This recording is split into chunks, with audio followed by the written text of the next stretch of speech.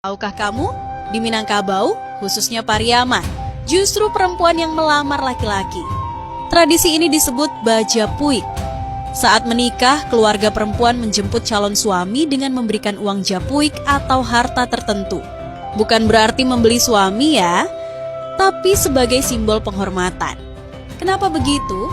Karena dalam adat Minang yang matrilineal, suami akan masuk ke dalam keluarga istrinya.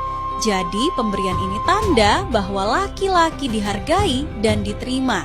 Dan biasanya uang japuik dikumpulkan gotong royong oleh keluarga besar perempuan supaya tidak jadi beban satu orang saja.